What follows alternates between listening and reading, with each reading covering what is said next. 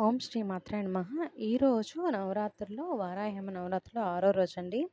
అందుకు సందర్భంగా స్కంద షష్ఠి వచ్చింది. అంటే సుబ్రహ్మణ్య స్వామి వారి బర్త్‌డే అని చెప్పొచ్చు మన భాషలో మీకు అర్థమయ్యేలాగా.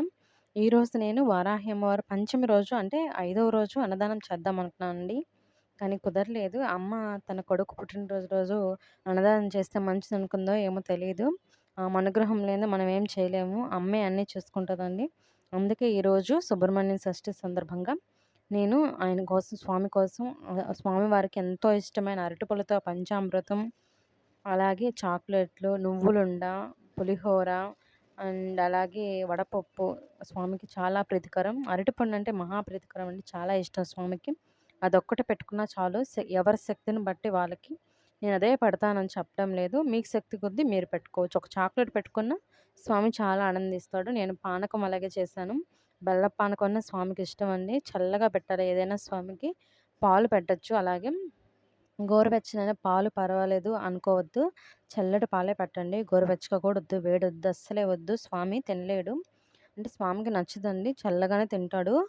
వడపప్పులో కూడా నేను పోపనేది వేశాను. చాలా బాగా వచ్చింది. స్వామికి ఇష్టంగాని మనం మనస్ఫూర్తిగా ఆ స్వామిని గాని, అమ్మవారిని గాని తలుచుకొని చేస్తే రుచి కూడా చెడవలేదండి. ఆ ప్రసాదాలనేవి. పులిహోర చేశాను.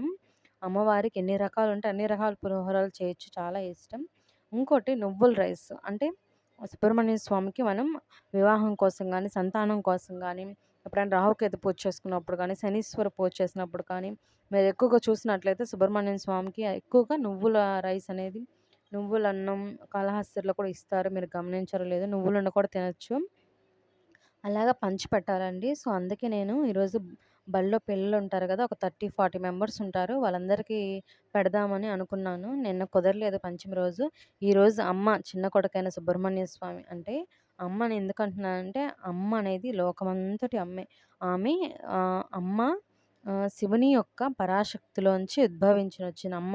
దండనాయకి అమ్మ. ఎప్పుడు మనము గడపను కూడా పచ్చంగా పూజించాలండి. మీ దగ్గరలో ఏ గుడున్నా గూడా స్వామివారికి ఏ స్వామైనా పర్వాలేదు, దేవాలయమైనా పర్వాలేదు. శుద్ధిగా చేసుకొని, ఇంట్లో దీపారాధన చేసుకొని, మీరొక్కసారి అక్కడ సేవ చేసుకోండి. మీకే అమ్మ నాకు కనపడిస్తుంది. కల్లోనే కనిపిస్తుంది. స్వప్నవారాహి, శ్వేతవారాహి, ధూమ్రవారాహి అని అందరు వారాహి పేర్లు చెప్తుంటారు కదా! 9 వారాలు. మీరు నిష్టగా నియమనిష్టలతో గాని చేస్తే అమ్మవారు మీకు ఖచ్చితంగా కనిపిస్తారండి. నాకైతే మరీ అవి మిరాకిల్స్ కాదండి. చెప్పలేను. ఒక్కోటి వీడియో రూపంలో మీకు చెప్తాను. ఇప్పుడు నేను అన్నదానం చేయడానికి కూడా కారణం అమ్మేనండి. వరాహి అమ్మేను. నేను ఇదే మొదటి సంవత్సరం పెట్టుకుంటున్నాను. ఆ శక్తి ఎలా ఇచ్చిందో కూడా తెలీదు. ఎలా స్టార్ట్ చేసినో తెలీదు. అప్పుడే ఆరో రోజు వచ్చేసాను. ఇంకా 3 రోజులు మాత్రం ఉంది. నాకు చాలా ఆనందంగా ఉంది. అదే బాధగా కూడా ఉంది. ఎందుకంటే అమ్మ ఇన్ని రోజులు మా ఇంట్లో ఉండి 3 రోజుల తర్వాత ఎళ్ళిపోద్దేమో అని భయమేసింది. అమ్మనైతే పంపిను. మా ఇంట్లో ఒకలాగా అమ్మ అయిపోయింది నాకు. చాలా అంటే చాలా ఇష్టం వచ్చిందండి.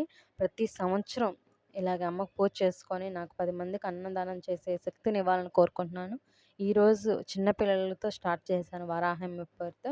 ఆ 10 మంది ఒక 1000 మంది గాని, 100 మంది గాని, 10,000 లక్షలు దాటాలని నేను మనస్ఫూర్తిగా కోరుకుంటున్నానండి. ఈ యూట్యూబ్‌లో వచ్చిన అమౌంట్ కూడా నేను ఫస్ట్ అదే చేద్దాం అనుకుంటున్నాను.